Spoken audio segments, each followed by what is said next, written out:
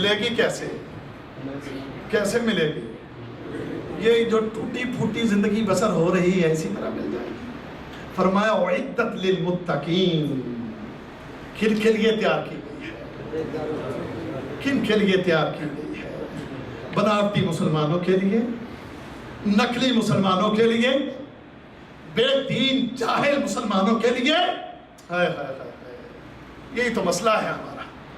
اللہ رب العزت اپنے قرآن میں اس بات کی ہماری رہنمائی فرماتا۔ کیا فرمایا؟ اللہ رب العزت فرماتے ہیں کہ وَمَا أَمْوَالُكُمْ وَلَا أَوْلَادُكُمْ بِالَّتِي تُقَرِّبُكُمْ عِنْدَنَا زُلْفَىٰ، تمہیں اس خالق اس مالک کے نزدیک تمہارے مال، تمہاری اولادیں، تمہارے کاروبار، تمہارے اسٹیٹس، تمہاری صدارت، تمہاری وزارت، تمہاری چتراہٹ، یہ کوئی چیز بھی تمہیں تمہارے رب کے نزدیک نہیں کرتی۔ اس اللہ کے نزدیک اگر کوئی چیز کرتی ہے تو کیا؟ إِلَّا مَنْ آمَنَ وَعَمِلَ صَالِحًا، وہ جو جن کے ایمان درست ہیں اور نیک عمل کرتے ہیں، یہ وہ لوگ ہیں کہ جو اللہ کے قریب ہوتے ہیں۔ یہ وہ لوگ ہیں، یہ ہے وہ قربت کا طریقہ۔ اور فرمایا فَأُولَٰئِكَ لَهُمْ جَزَاءُ الضِّعْفِ بِمَا عَمِلُوا وَهُمْ فِي الْغُرُفَاتِ آمِنُونَ۔